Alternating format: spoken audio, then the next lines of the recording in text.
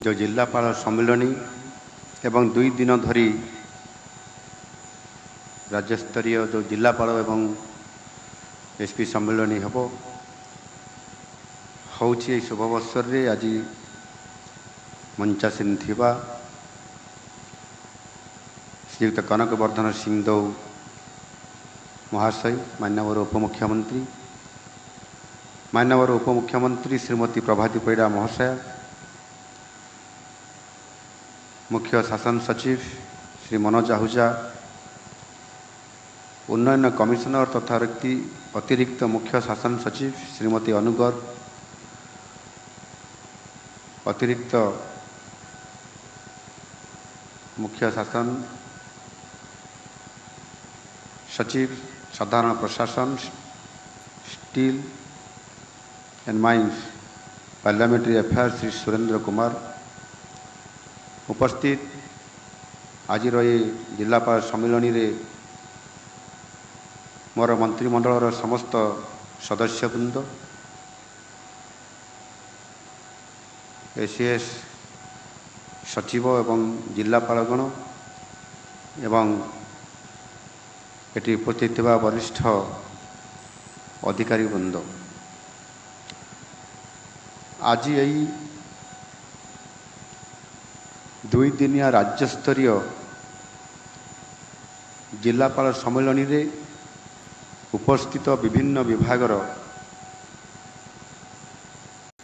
अन्यान्य अधिकारीगण मध्य मु आपण मानकु समस्त को पुणी थरे शुभेच्छा और अभिनंदन जनाऊँगी। यही सम्मिलनी शासन प्रशासन पाई अत्यंत गुरुत्वपूर्ण, कारण आपण माने हेउछंती सरकारंक पाई लास्ट माइल कनेक्टिविटी, लोक कल्याण पाई सरकार उत्तम उत्तम योजना और नीति निर्धारण करि पारिबे, किंतु ये सब योजना को धरा तलकू उतारी अंतिम हिताधिकारी पर्यंत पहुँचाइबारे जिलापाल मानकर भूमिका अत्यंत आवश्यकता मन करे। आपन जदि राजधानी किंबा किसी सहरांचल को छाड़ीदेवे, बाकी सबुठारे सरकार कहिले लोके अर्थात लोक माने जिलापाल को ही बुझंती, कारण दैनंदिन जीवन में विभिन्न समस्या एवं ताहार समाधान केवल जिला स्तर रे ही होता है। तेणु सेमानंकर आशा आकांक्षा पूरण करिवार गुरुदायित्व आपण मानकर पाखरे ही निहित अछि। यही जिलापाल सम्मिलनी एटी ए कार्यक्रम 2 दिन धरी चलिबो। प्रथम दिन सरकारंकर बहु गुरुत्वपूर्ण योजना सुभद्रा योजना, धान किणा पाई सरकारंकर प्रस्तुति, पीएम जनमन आदि अछि ताकू सफल करैबा, अभियोग समाधान एवं सेवा प्रदान संबंध रे आज एवं ये 2 दिन विशेष भाव में मध्य आलोचना हब। योजनार सफल रूपायन हेले तार सफल लोक मानकर पाखरे पहुँची पारिबो। सफल रूपायनर दायित्व आपण मानकर हातरे। सरकारंकर जिते योजना अछि ताहार सफल रूपायन हेले आम राज्यर दारिद्र्य घुंचीजीव, लोक मानकर मुहरे हर्ष फुटिबो। यही सब योजना विषय रे आगामी 2 दिन भितरे तन्न तन्न करी आलोचना करा जिवो। आज यही उच्चस्तरीय सम्मिलनी शासन और प्रशासन को नहीं मुख्यतः आलोचना हबार कार्यक्रम अछि। मु Marx Weber model of governance किंबा फ्रेड रिग्स किंबा कोटिलंकर अर्थशास्त्र विषय आलोचना करने को चाहूना।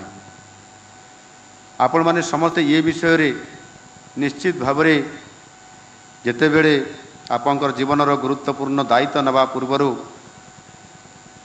यूपीएससी रो प्रिपरेशन तथा मसूरी रो ट्रेनिंग समय रे निश्चित भाव पढ़ी थे और एक कथा को समस्त कथा को जानी थे।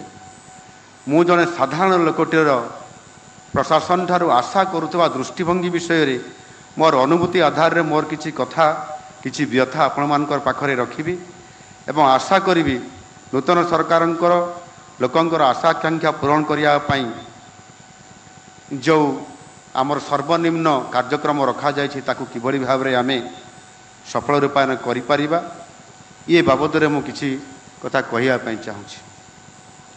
आम सरकार होउछंती लोकंकर सरकार पीपुल्स गवर्नमेंट। लोकमानंकर सुख दुखरे आमे भागीदार राज्यर विकास पई आमे प्रतिश्रुतिबद्ध। कृषि शिक्षा स्वास्थ्य शिल्प ग्रामांचल तथा सहरांचल भित्तिभूमि विकास एवं महिला मानकर उन्नति भली क्षेत्र को प्राधान्य देवा और राज्यर आर्थिक विकासर गति को त्वरान्वित करने आम सरकार पदक्षेप नेबापी जाउछंती। आपण मानकर कठिन परिश्रम निष्ठा द्वारा ही सबु पदक्षेपर सफल लोकंक पाखरे पहुँचब एवं आमे जहाँ आशा करुछु आम नुआ सरकार जहाँ आशा आम करुछंती आगामी दिन मानकरे आम राज्य ओडिशा रे भारत वर्ष रे ओडिशा एक नंबर राज्य रे परिणत होबार ये जो स्वप्न अच्छे ताहा साकार हो पारिबो। आपण माने जानिछंती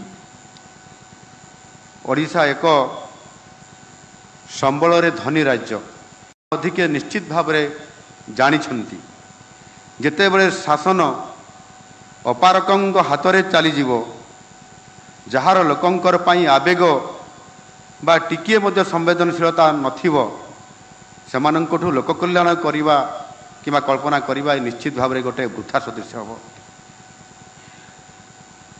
सेकाळ पखाळ आउ नाही। गत जून 12 तारिख रे नूतन सूर्योदय हो सारी। गत 100 दिन भितर सरकार नैतिबा विभिन्न योजना और नीति को समीक्षा करले आलोचना करले एवं आपण माने जदि जानिया पई चाहिबे ताले निश्चित भाव रे जानी पारुथिबे किबड़ी भाव रे नुआ सरकार रो नुआ योजना एवं नुआ निष्पत्ति एवं आमर मैनिफेस्टो आधार रे आमे किबड़ी भाव रे कार्यक्रम करिया पई जाउछंती।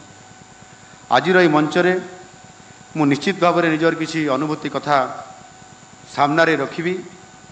गत प्राय 27 वर्ष हलानी मु राजनैतिक जीवन रे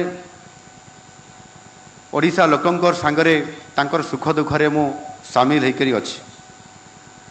जने सरपंचरू आरंभ करी विधायक हेबा एवं विधायक लोकंकर सेवा करिवार काम मते सुजोग मिली।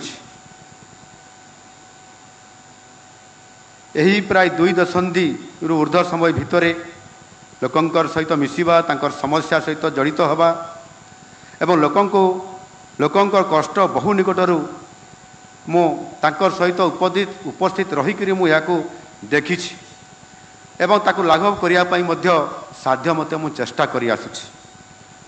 जेते बेले मु सरपंच थिली सरपंच स्तरर जो समस्या लोकंकर कथा लोकंकर दुख लोकंकर व्यथा मो पाखकू आसुथिला आज मुख्यमंत्री हला परे मध्य ठीक सही बड़ी भाव रे सही बड़ी दुख कष्ट एवं तांकर व्यथा मो पाखकू आसुछि।